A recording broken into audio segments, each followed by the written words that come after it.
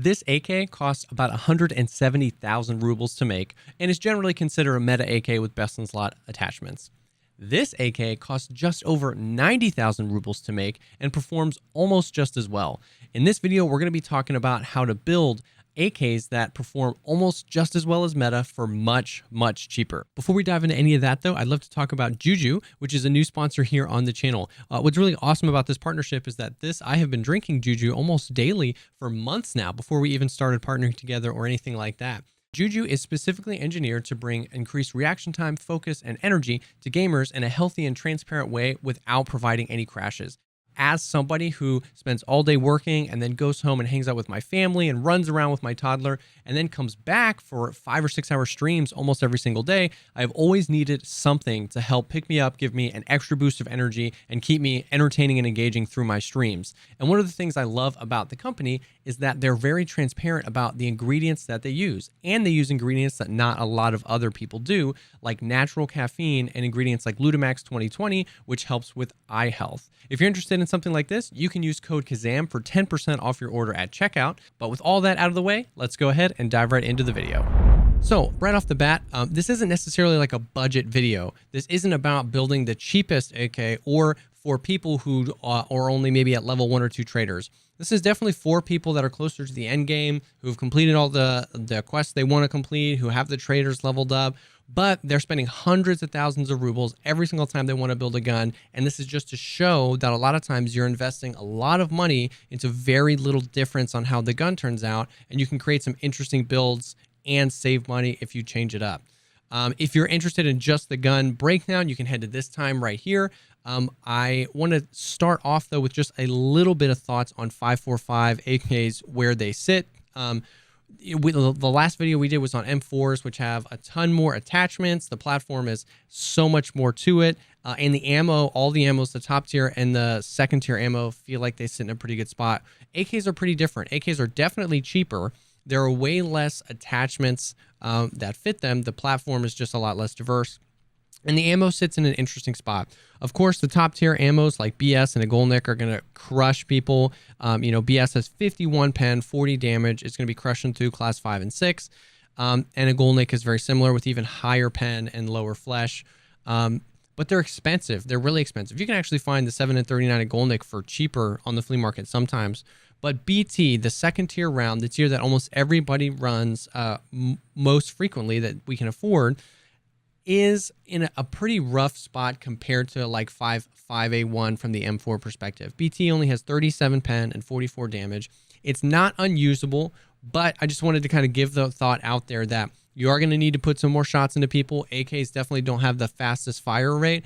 I run BT all the time and drop meta boys, but it definitely takes some time. If you're aiming for the head or face, you're going to be fine because most helmets are class 4, most face shields are class 3 or below. But I just kind of wanted to throw that out there, that the state of AKs late wipe are in an interesting spot. Early wipe, they're god tier. They're easy to find. They're easy to mod. The ammo's cheap and available. But mid to late wipe, you can struggle with them a little bit, but they're super fun to use, and I still use them all the time. So to start this right off, just so you see, we've got the fully meta AK 74N and what I would consider a top to bottom tier 2. Every single attachment on this gun, except for the pistol grip, is a tier 2 attachment. Every single one. And you can see 47 vertical recoil, 67 ergo, 58 vertical recoil, 65 ergo. So there's definitely a difference. And once again, the point of this video isn't just a budget video. I would almost never build this gun, a fully tier 2, but I just wanted to show you how close they can be with every attachment at tier 2. And then we'll go through the attachments, show you the meta ones and some of the alternatives. And then you can kind of build something in between these. You can choose that you still want the 74N, put the Zukov stock on, just switch out the handguard and the foregrip, and then to keep the meta compensator. And you're going to be somewhere closer to the middle, but you're still saving that a big chunk of money.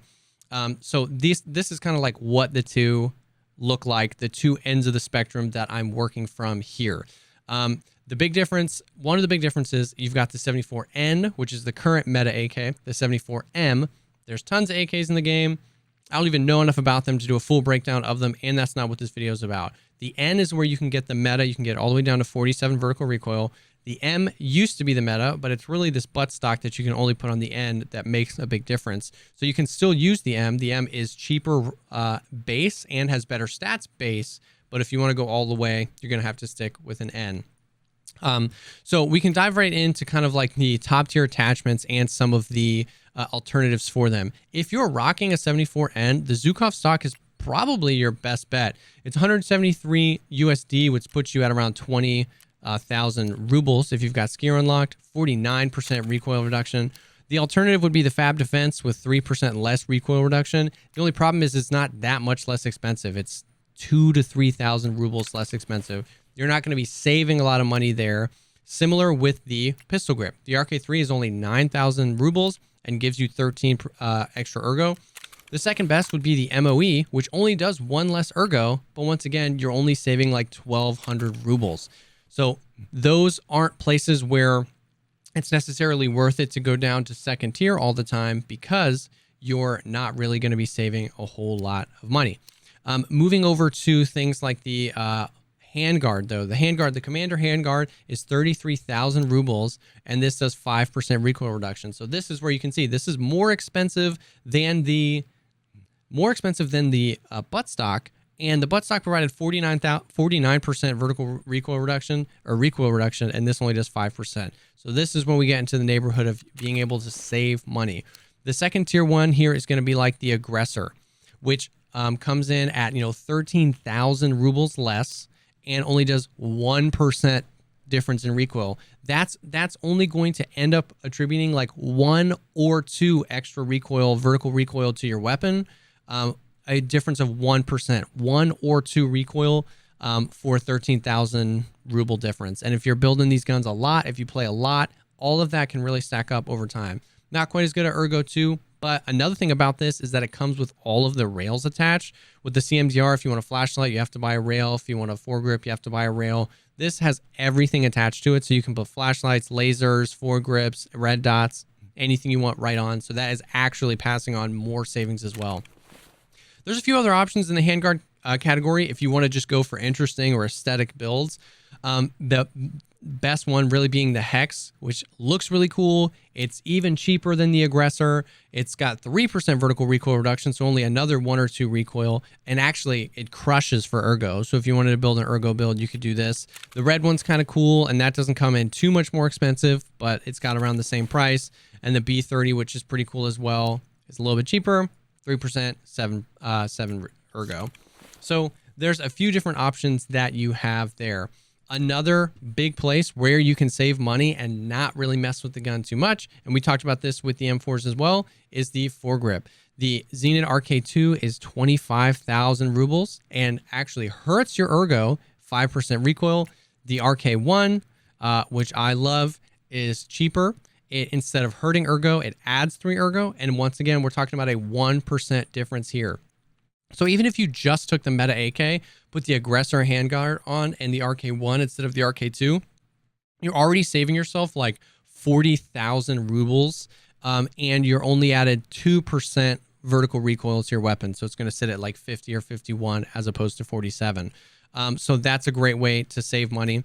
The foregrip category, there's a few different things. The other meta one is this one, which is like 46,000 rubles or something, and it has 4% recoil reduction, just like the RK1, but instead of taking away ergo, it adds. That's why people use it over the RK2. I still prefer the RK1, especially because of how expensive this is. And then if you're building for ergo, the Fortis Shift is just like my absolute favorite. They're not too expensive. It's got 2% recoil reduction, which isn't great, but 11 ergo. So if you're building for ergo, this with like the Hex Black or something like that would be awesome for a high ergo AK. But ultimately, I would most of the time end up running with the RK1 because they're cheaper and they work really, really well. The compensator is another place where it doesn't make a huge difference. The PWS is really solid with 11% recoil reduction, and they're only 15,000 rubles. Tier 2 would be something like the SRVV, which is definitely significantly cheaper. It's about half the price, but it's a 3% recoil difference. So that's completely up to you. If you found a weapon that's almost meta everything and you want to just throw this on because it's not that much difference, you can do that. But this is kind of right on the line where of like, maybe I'll run this, maybe I'll run the PWS, because the PWS in itself isn't that expensive, although you can save about half the price on this. And then the buttstocks for the 74M. So like we said, if you're rocking the 74N, you should probably just rock the Zukov.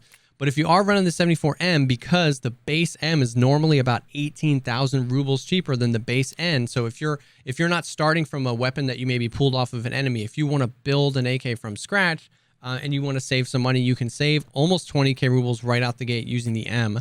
The only problem is you're going to have to figure out a buttstock solution. So the way that they works on the M's is definitely is different. You have to use one of these AK-74 PT locks, which only cost about 2,000 or 3,000 rubles and don't have any stats, but that allows you to put a buttstock on it. And the two that allows you to put is the PT1 and the PT3 from Zenit. The PT3 is a little bit more expensive, around 22,000 rubles, 45% recoil reduction, 10% ergo. The PT1 comes in cheaper than that at 13,000 rubles, so pretty cheap. It's got one less recoil reduction and a little bit less ergo as well. But if you're going for full budget, you could do the PT1 on this and then spend that with the AK. Just once again, just using this buttstock and then the AK-74M, you're saving 30,000 rubles, and then maybe you can go for the CMDR and an RK1 or something like that. There's interesting builds, but that's kind of it. Those are the kind of AKs that are around. There's not nearly as many attachments like we said. If you wanted to go suppress, the PBS4 is really your only option here. You have more options, but none of them really make sense. Because if we look at suppressors, the Hexagon, well, starting with the PBS4 is about 20,000 rubles or less because of how often people find them in raid. 6% recoil reduction. It does hurt ergo quite a bit, which can be frustrating, but that's kind of how it goes if you want to suppress it. The Hexagon is more expensive for half as much recoil reduction, and the TGP is also more expensive for only 1% recoil reduction. So it just doesn't really make sense to go with anything other than the PBS. My problem with the PBS is purely aesthetic. I just think it looks ridiculous, and I don't like running them on my gun, although I do suggest running suppressed if you're running solo. I just can't do it, so I don't do it. And then some other like minor things. You've got the dust cover, which you used to have to put like adapters on to put optics, but now there's a bunch of different dust covers in the game. The best in slot one is the PDC. It's 18,000 rubles. It adds 1% to your accuracy. Accuracy, though, I don't think you should take too much stock in my opinion. When we're talking about 1% or something like that, you're not really going to feel that a whole lot, but it does add 7 recoil points for 18,000. There's a bunch of other alternatives, though. The Bastion is much cheaper, and it does do -2 accuracy, but it does +5 ergo, so only a tiny difference in the ergo there for much, much cheaper. I run the Bastions. Even when I run the meta AKs, I end up running the Bastions just because, I don't know, it's just what I do. The TWS Dogleg one is one more ergo for 12,000 rubles, and then you can even get this. The only problem with this is that some handguards won't fit because of where this bolts onto the gun with the B33. It's got decent ergo on that as well.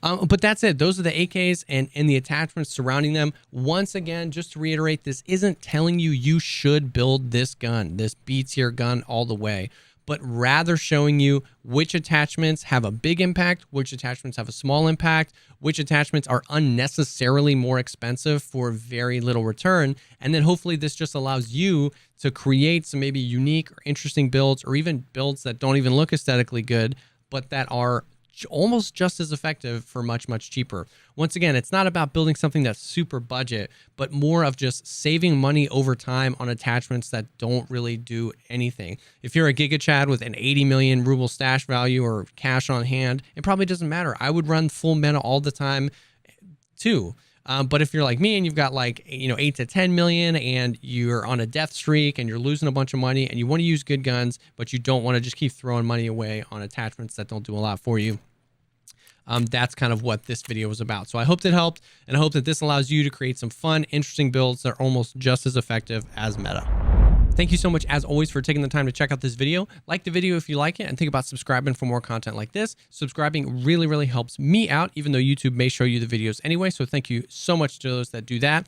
I hope that this video helped. I'm always trying to create content that helps shorten the learning curve of the game and get you in your raids having fun as soon as possible. I stream Escape from Tarkov on Twitch. All my links will be down below, and we'd love to have you stop by, say hi, and hang out for a little bit. But thank you so much again for stopping by, and I will definitely see y'all on the next one.